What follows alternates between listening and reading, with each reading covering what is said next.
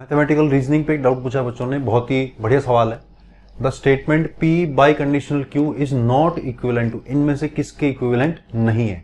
तो एक तरीका तो ये है कि आप P बाई कंडीशनल Q की ट्रुथ टेबल बनाओ और सारे ऑप्शंस की ट्रुथ टेबल बनाओ, मैच कर लो, आंसर आ जाएगा, लेकिन बहुत लंबा हो जाएगा। तो छोटा तरीका ढूंढते हैं कुछ। क्या आपको ये याद है कि P biconditional Q is same as P and Q और negation of P and negation of Q, यानी या तो P और Q दोनों सही हो या फिर ना P सही हो ना Q सही हो। ये आपको याद होगा। अगर ये चीज आपको याद नहीं है या समझ में नहीं आई हुई है, लीव ए कमेंट, मैं इसको बहुत अच्छे से समझा के आपको एक अलग से वीडियो, एक्सप्लेनेशन वीडियो बना दूंगा। ठीक है, तो क्या ये कहीं दिखाई दे रहा है अपन को? इस चीज को ध्यान से देखो। This is equal to P and Q और negation of P and negation of Q is same as P और Q पूरे का negation, और A और B is same as B और A, यानी कि इनका ऑर्डर अगर चेंज कर दोगे तो कोई फर्क नहीं पड़ेगा। This is same as negation of P और Q और P एंड Q। ये चीज कहीं दिखाई दे रही है क्या? फोर्थ ऑप्शन में दिखाई दे रही है, यानी fourth option is correct. Fourth option तो सही है। फोर्थ ऑप्शन सही है, इसका मतलब अच्छा और कोई मैच नहीं कर रहा है, ठीक है, बाकी सब डिफरेंट है, बाकी सबको अपन को मैच करना होगा। थोड़ा सा अगर ध्यान से देखो तो इतना तो क्लियर है कि आंसर ए या बी में से ही कुछ होगा। दोनों में सिर्फ यहां पे और है, यहां पे एंड है, आंसर ए या बी में से कुछ होना है। तो अगर जल्दी आंसर निकालना हो तो थोड़ा स्मार्टली अगर आंसर निकालना हो तो सिर्फ ए और बी ऑप्शन को चेक करना है, या यूं कहूं कि दोनों में से किसी एक ऑप्शन को चेक करना है। पर फिलहाल पूरा एक्सप्लेन करना है, इसलिए मैं डी से स्टार्ट किया, डी वाला आंसर ही आ गया। दोबारा चलते हैं ए ऑप्शन पे। ए ऑप्शन को भी अगर इस तरह से एंड और में कन्वर्ट करना हो तो याद करो कि P conditional Q is same as negation of P और Q। ये बात भी अगर ध्यान में नहीं हो, समझ में नहीं आई हो, कमेंट में लिख देना, मैं समझा दूंगा। तो अब की बार P की जगह है मेरे पास P और Q कंडीशनल, Q की जगह है मेरे पास P and Q। So this should be equal to negation of P की जगह क्या था मेरे पास? P और Q, बीच में और, बीच में और। Q की जगह क्या था मेरे पास? P and Q। कुछ जाना पहचाना है क्या? ये तो डी ऑप्शन के जैसा ही बन गया, यानी A option is also correct. A option is also correct. A correct है तो गलत तो बी है, यानी कि नॉट इक्विवेलेंट टू विच, तो आंसर तो बी आएगा।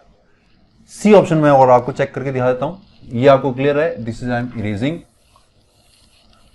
मैं फिर से कह रहा हूं, if you have slightest doubt in this question please leave a comment, I will explain the whole thing in full detail. C option पर चेक करते हैं जरा। सी ऑप्शन बोलता है कि P और Q by conditional P and Q। फिर से मैं वही वाली बात याद दिलाना चाहूंगा, P biconditional Q is same as P and Q और P एंड Q का और P bar and Q bar. ये negation ऑफ P को P बार लिख रहा हूं मैं, थोड़ा जल्दी हो जाता है उससे।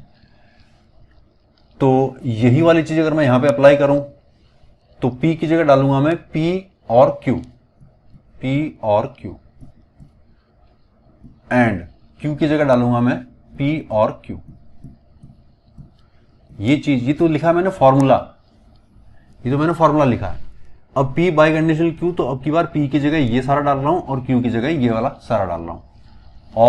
और negation ऑफ P, यानी कि P की जगह ये वाला डालना है, यानी P और Q का negation, एंड Q बार यानी कि P एंड Q का negation। ध्यान से देखते जाना और एक एक बात तो ध्यान से सुनते जाना। इसको अगर ध्यान से देखो तो वेन डायग्राम से भी ये चीजें बड़ी सिंप्लीफाई हो जाती हैं। This is same as P union Q, this is same as P intersection Q। P union की Q निकालोगे तो पूरा अंदर वाला एरिया आएगा और P इंटरसेक्शन Q सिर्फ अंदर वाला एरिया आएगा। दोनों का कॉमन पूछा हुआ है, एंड लिखा है यानी कॉमन पूछा हुआ है, तो कॉमन पार्ट तो बीच वाला ही आएगा, यानी this is same as P and Q। ठीक, बीच में लगा हुआ है और, बीच में लगा हुआ है और। P यूनियन Q का बार एंड P इंटरसेक्शन Q का बार, इसको भी वेन डायग्राम से देख लो। P यूनियन Q पूरे का बार, यानी कि सारा बाहर वाला पोर्शन, बाहर वाला सारा पोर्शन। P इंटरसेक्शन Q पूरे का बार, यानी कि इस पोर्शन को छोड़कर, P इंटरसेक्शन Q को छोड़कर बाकी सारा पार्ट, और उन दोनों में निकालना है इंटरसेक्शन यानी कॉमन पार्ट निकालना है। तो कॉमन पार्ट तो बाहर वाले दिख रहा है, उनमें जो भी दो चीजें लिखी हुई उनमें कॉमन पार्ट तो बाहर वाले दिख रहा है। बाहर वाला पार्ट क्या होता है? बाहर वाला पार्ट होता है P bar and Q bar. ध्यान से देखो, this is same as P and Q, और ध्यान से देखो P और Q पूरे का negation. This is same as D option. यानी कि कौन सा ऑप्शन चेक कर रहे थे अपन ने चेक किया था C वाला ऑप्शन, ये वाला C वाला ऑप्शन। तो C option is also correct, गलत है सिर्फ B। अक्सर बच्चों को इस तरह के फंडामेंटल लगाने में या इस तरह के क्वेश्चंस को वेन डायग्राम से करने में दिक्कत होती है। I am telling you once more, if you are facing such problem, इन क्वेश्चंस को जल्दी करने के तरीके हैं, वेन डायग्राम से जल्दी किया जा सकता है। If you have problem, comment in the section, I will make a full explanation video.